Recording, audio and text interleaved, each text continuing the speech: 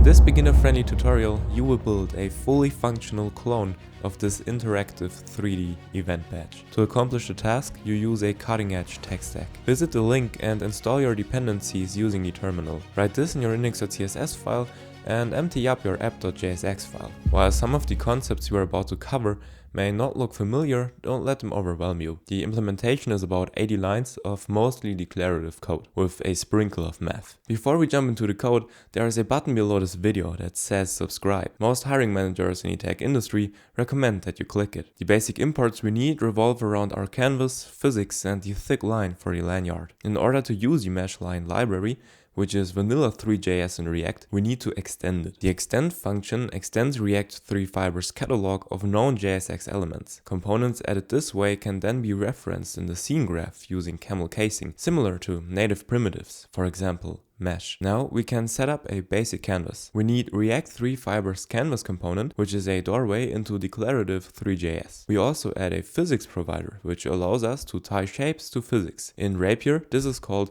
a rigid body. With this, we have everything we need. Now, let's make the band happen. We need a couple of references to access them later on. The canvas size is important for meshline, and a 3.catmull-romcurve3 helps us to calculate a smooth curve with just a few points. We only need 4 points for the physics joints. A joint is a physics constraint that tells the engine how shapes interact with one another. We'll now start to connect the joints, and we'll later define a fixed rigid body that cannot move. We hang the first joint on the useRope joint the Rapier provides. There are a lot of different constraints for rotations, distances, and so on. The other joints will hang on each other. Basically, we will have made a chain that hangs on a fixed point. useRope joint requires 2 rigid body references, 2 anchor points for each. We're using the center point, and a length. We're using 1. Now our rope is ready to swing. Rapier will now move the joints along an invisible rope, and we can feed our catmull-romcurve the positions of these joints. We let it make a smooth interpolated curve with 32 points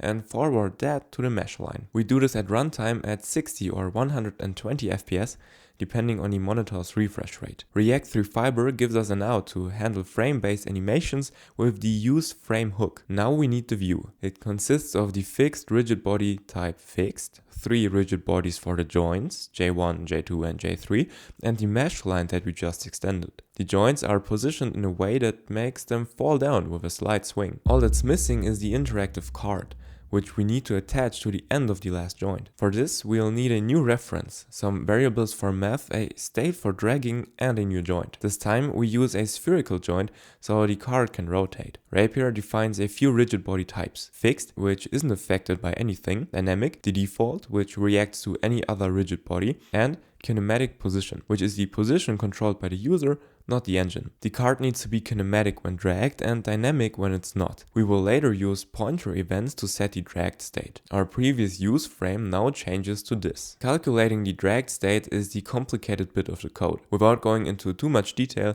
if you want to translate a pointer event coordinate to a 3D object, this is called a camera unprojection. Three.js has a method for this, unproject state.camera, which does most of the math. The obtained vector gets applied as a kinematic translation. We move the card with the mouse or trackpad, and the lanyard joints will follow it where it goes. Another hard nut to crack is that we allow the card to rotate, but we want it to always rotate from back to front, which is not physically accurate, of course, but the experience would suffer otherwise. To solve this, we use the current rotational velocity, car.current.angle, and the rotation, car.current.rotation, and spin the y-axis toward the front. We use a cuboid collider, a box shape, for the card, and drop a mesh inside that will move along with the rigid body. This mesh will later be exchanged with the Blender model. The pointer events for up and down set the drag state. On the down point, we grab the current point of the model, e.point, and subtract the card's position in space. We need this offset for the use frame above to calculate the correct kinematic position. To display the name of the user dynamically, we'll create a new scene that renders the user's name alongside a base texture. Then we'll use Three.js render texture component to render that scene into a texture. We start by creating a scene that renders the base of the badge texture. We have the badge texture, but we are still missing the name. We'll add it to the scene using Three.js text 3D component. This is an entirely different scene. We want to add the result of the render into our badge as a color. We achieve this using the render texture component, which will render our scene into a texture we can attach to the mesh.map. And that's it. Once you get the hang of the basics and start playing with simple shapes, the possibilities are endless. If you found this video helpful, make sure to hit the like button and subscribe. And if you're ready for more advanced content, consider becoming a free newsletter subscriber at fabianfrankwerner.com/newsletter. Thanks for watching, and I'll see you in the next one.